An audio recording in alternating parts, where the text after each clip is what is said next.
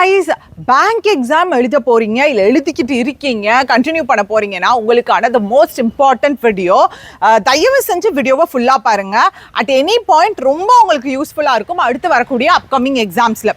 First thing என்னன்னா, எனக்கு IPS clerk clear ஆகலை, இது டங்க் ரோல் ஆகுது, கிளர்க் கிளியர் ஆகலை, பிஓ கிளியர் ஆகலை, எதுவுமே கிளியர் ஆகலை. திருப்புன்னு எஸ்பிஐ கிளர்க் வந்து கிளியர் ஆகுது, என்ன பண்ணுறதுன்னு தெரியல. நான் மெயின்ஸுக்கு படிக்கல, இனி உட்காந்து நான் படித்தாலும் கிளியர் ஆவேனான்னு தெரியல. அட்மிட் கார்டை தொடச்சிட்டேன்.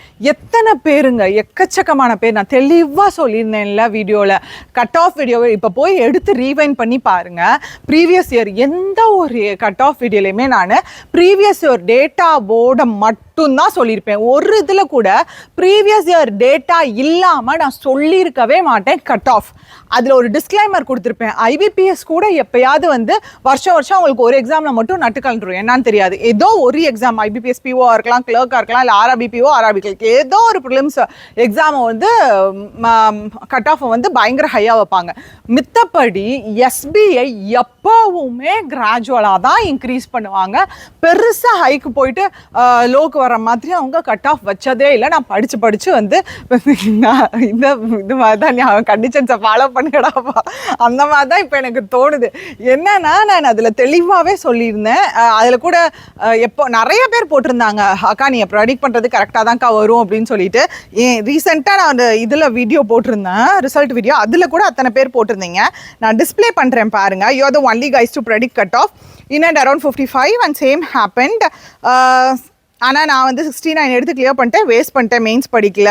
So never ever believe the cut off predicted by random channels. நான் அதெல்லாம் சொல்லலை, மித்த சேனல்லாம் கட் ஆஃப் பார்க்காதீங்க அப்படிலாம் நான் சொல்லலை. நீங்கள் எது வேணாலும் பாருங்கள். பட் நான் இந்த எதுக்காக நான் உங்களுக்கு சொல்ல வரேன் அப்படின்னா, cut off prediction is not a rocket science. ஒரு விஷயம் மட்டும் நீங்கள் பார்த்துக்கோங்க, நீங்கள் கட் ஆஃபை நீங்களே எப்படி ப்ரெடிக்ட் பண்ணிக்கிறது அப்படின்றதுக்காக தான் அந்த வீடியோவை நான் ஃபஸ்ட்டு மேக் பண்ணுறேன். நானும் போட மாட்டேனான்னு கேட்டிங்கன்னா இன்னைக்கு போடுவேன். ஆனால் வந்து உங்களுக்கும் நான் சொல்கிறேன், ஏன்னா இப்படி மெயின்ஸ் படிக்காமல் அடுத்து உட்காந்துராதீங்க. ஏன்னா இது ஒரு பெரிய ப்ராசஸ். 850 ரூபான்றது வீட்டில் கேட்டு நீங்கள் காசு கட்டி பண்ணுறீங்கன்றப்ப அந்த 850 ரூபா சும்மா இல்லை. அதனால எப்போவுமே கட் ஆஃப் ப்ரெடிக்ஷன்றது வேகன்சிஸ் ப்ளஸ் வந்து ப்ரீவியஸ் இயர் கட் ஆஃப்ஸ் எல்லாம் பாருங்கள். அந்த ரேஞ்ச் +or-2 இந்த வருஷம் அந்த ரேஞ்சில் தாங்க இருக்கும். அன்லெஸ் ஆர் அன்டில் வேகன்சிஸில் பெரிய வேரியேஷன், ரொம்ப வேகன்சி கம்மியாக இருந்துச்சுன்னா அதிகமாக இருக்கும் கட் ஆஃப். அதே மாதிரி வேகன்சிஸ் அதே மாதிரி தான் இருக்குது. ப்ரீவியஸ் இயர் கூட கம்பேர் பண்ணுறப்படா பெரிய சேஞ்சஸ்லாம் இருக்காது, அன்லெஸ் ஆர் அன்டில் கொஸ்டினோட டஃப்னஸ் லெவலை பொறுத்து. ஸோ கொஸ்டினோட டஃப்னஸ் லெவல் ப்ளஸ் வந்து vacancies, previous year cut of, இது எல்லாத்தையுமே வச்சு பார்த்தா நீங்களே ப்ரெடிக்ட் பண்ணிடலாம்யா. நான் இன்னொருத்தவங்க இந்த இது பாருங்கள், நீங்கள் only channel predicted cut off nearly 55, around 55, other channel 65+. அதுக்கு 22 பேர் லைக்கும் போட்டிருக்காங்க.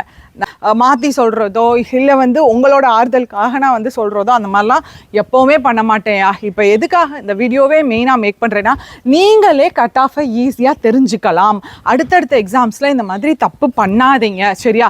நான் மெயின்ஸ்க்கு வந்து இத்தனை கீழே கூட ஒரு டைம் வந்து ஐபிபிஎஸ் பிஓ, அதில் வந்து நான் cut off IBPS PO something ஏதோ ஒரு எக்ஸாமு கிளர்க்கா சம்திங், அதில் வந்து நான் கட் ஆஃப் ப்ரெடிக்ஷன் போட்டிருந்தேன். கீழே ஒருத்தவங்க ஒரு அட்டம்ப்ட் கொடுத்து, அக்கா நான் பாஸ் பண்ணிடலாமா அப்படின்னு கேட்டிருந்தாங்க. அப்போ நான் சொன்னேன், இல்லைப்பா கஷ்டம் தான் அப்படின்ட்டு. அதுக்கு இன்னொருத்தர் கமெண்ட், ஏன் மேம் இப்படி நெகட்டிவாக அவரை டிமோட்டிவேட் பண்ணுறீங்க?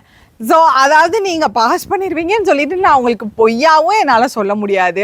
அதே மாதிரி இல்லை ஹையாக தான் இருக்கும், மித்தவங்களாம் ஹையாக ப்ரெடிக்ட் பண்ணுறாங்க, நம்மளும் ஹையாக ப்ரெடிக்ட் பண்ணோம் அப்படின்னு நான் சொல்ல மாட்டேன். எப்போவுமே நீங்களே இதை என்னையை நம்புறதை காட்டிலும் வேற ஒருத்தரை நம்புறதை காட்டிலும் நீங்கள் உங்களை நீங்களே நம்பி பார்த்துக்கோங்கயா. தயவு செஞ்சு இந்த மெயின்ஸுன்றது ஒரு பெரிய சான்ஸுங்க. ஒன்ஸ் மெயின்ஸ் அப்பியர் ஆகிட்டீங்கன்னு வச்சுக்கோங்களேன், ஒரு கான்ஃபிடென்ஸ் வந்துடும். ப்ரிலிம்ஸ் அடுத்து எப்போவுமே நம்ம வந்து ப்ரிலிம்ஸில் மார்க் போகாதபடி நீங்களே பார்த்துப்பீங்க. மெயின்ஸை கான்சென்ட்ரேட் பண்ணோம். அடுத்து மெயின்ஸ் முடிச்சா என்னது, அஃப்கோர்ஸ் போஸ்டிங் கிளரிக்கலாக இருந்தால், இல்லைனா இன்டர்வியூ, அடுத்து போஸ்டிங். உங்களுக்கே ஒரு கான்ஃபிடென்ஸ் வரும்ப்பா. இந்த ஃபஸ்ட்டு மெயின்ஸ்லேயே வந்து உருப்படியாக பண்ணல, சுத்தமாக நான் பண்ணாமல் விட்டேன் அப்படின்னா ரொம்ப லோ ஆகிடுவீங்க. அதனால தான் நான் சொல்கிறேன், தயவு செஞ்சு அடுத்து வரக்கூடிய மெயின்ஸுக்கு எக்ஸாம் வரட்டும்னு சொல்லி வெயிட் பண்ணவே பண்ணாதீங்க. அதாவது ரிசல்ட் வரட்டும்னு சொல்லிட்டு வெயிட் பண்ணவே பண்ணாதீங்க. நிறையா பேர் இங்கிலீஷ் வந்து எப்படி படிக்கிறது, கொஞ்ச நாள் தான் இருக்குது அப்படின்ட்டு ஒன்றுமே இல்லை. நான் வீடியோஸ் கூட அட்டாச் பண்ணுறேன் பாருங்கள். ஆக்சுவலி நான் எந்த கோச்சிங் சென்டருமே போகல, ஒன்லி யூடியூப் பார்த்து மட்டும்தான் ப்ரிப்பேர் பண்ணேன். அதில் இங்கிலீஷ் வந்துட்டு ஃபுல் அண்ட் ஃபுல்லாக உங்களோடது மட்டும்தான். ஆக்சுவலி அட்வான்ஸ் பேட்ச் வந்துட்டு நான் பர்ச்சேஸ் பண்ணியிருந்தேன். அதில் பேசிக் கிராமர்லேருந்து டிஸ்கிரிப்டிவ் வரைக்கும் கவர் பண்ணியிருந்தீங்க. அது எனக்கு ரொம்பவே யூஸ்ஃபுல்லாக இருந்துச்சு. மேம் ஆக்சுவலாக இங்கிலீஷ்லாம் வந்து நான் எதையுமே நான் ஃபாலோ பண்ணவே இல்லை. உங்களுக்கு வந்து நான் பேசிக்ஸ்லேருந்தே ஃபாலோ பண்ணிட்டு இருந்தேன்.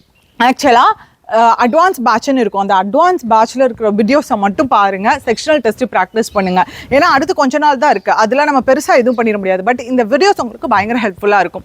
ஓகேவா? ஸோ நாளைக்கு யூடியூப்பில் மெயின்ஸ்க்கான session, SBA clerk, IBPS clerk மெயின்ஸ்க்கான செஷன் மார்னிங் 10:30 வரும். ஸோ மிஸ் பண்ணிடாமல் வந்துருங்க மக்களே. ஸோ இதுக்காக தான் அந்த வீடியோவே நான் மேக் பண்ணேன். கட் ஆஃப்ன்றது நீங்களே ஈஸியாக பார்த்துக்கலாம். நான் போடுவேன் கட் ஆஃபு. இருந்தாலும் நான் ஒரு விஷயம் சொல்கிறேன் அப்படின்னா, உங்களுக்கு ஹையாக வருதோ லோவாக வருதோ, எப்போவுமே ப்ரிலிம்ஸ் முடிச்சிட்டிங்க, ஒரு பேர் மினிமம் 50 தான் அட்டம் கொடுத்துருக்கீங்கன்னா கூட ஓகே. மெயின்ஸை பேரலாக படிக்கிறதுல ஒன்றுமே ஆக போகிறது இல்லையப்பா.